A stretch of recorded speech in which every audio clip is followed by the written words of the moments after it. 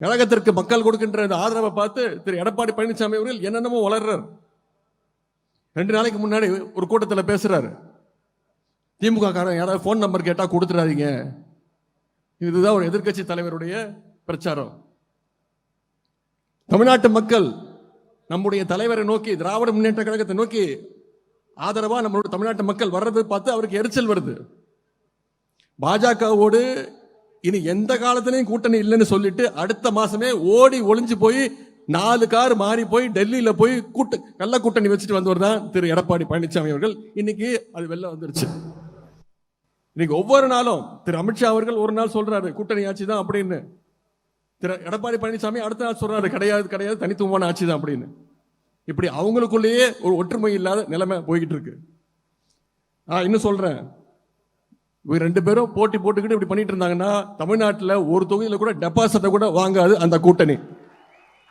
இதெல்லாம் தமிழ்நாட்டு மக்கள் பார்த்துக்கிட்டு இருக்கிறாங்க. அண்ணா பேர்ல கட்சியை வச்சுக்கிட்டு சுயநலத்துக்காக அமித்ஷா கிட்ட மொத்தமா அடமானம் வச்சுக்கிட்டு எடப்பாடி பழனிசாமியை பார்த்து இன்னைக்கு ஒட்டுமொத்த தமிழ்நாட்டு மக்களும் சிரிக்கிறாங்க.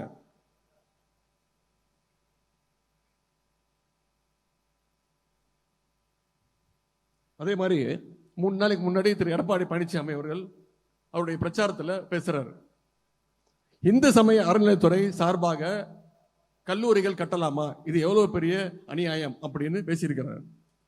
கோவில் நிதியில ஏழை எளிய பிள்ளைகள் படிக்க கல்லூரி தொடங்கினா திரு எடப்பாடி பழனிசாமி அவர்களுக்கு ஏன் கோபம் வருது?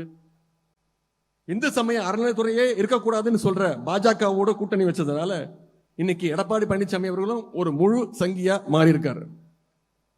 இன்னைக்கு அவருடைய பேச்சுக்கு மக்கள் மத்தியில மிகப்பெரிய எதிர்ப்பு வந்ததுனால நான் அப்படி பேசல இப்படி பேசலன்னு மழுப்பிட்டு இருக்கிறாரு. அவர் பிரச்சாரத்தை ஆரம்பிக்கும் பொழுது வெள்ளை வேட்டி வெள்ளை சட்டையோட தான் ஆரம்பிச்சார். ஆனா இன்னைக்கு முழுசா காவி சாயத்தோடு இருக்கிறார் திரு எடப்பாடி பழனிசாமி அவர்கள். இனிமே அதை மூடி மறைச்சு எந்த பயனும் கிடையாது. எடப்பாடி பழனிசாமி அவர்களே, நீங்க தமிழ்நாட்டுக்குள்ள பாஜகவுக்கு பாதை போட்டு கொடுக்கலான்னு பாக்குறீங்க. உங்களை தமிழ்நாட்டு மக்கள் அதற்கு நிச்சயம் என்றைக்கும் அதற்கு அனுமதிக்க மாட்டாங்க. உங்களுடைய அந்த எண்ணத்தை கருப்பு சிவப்பு வேட்டி கட்டிய எங்களுடைய திராவிட முன்னேற்ற கழக உடன்பிறப்புகள் நிச்சயம் விடமாட்டார்கள்.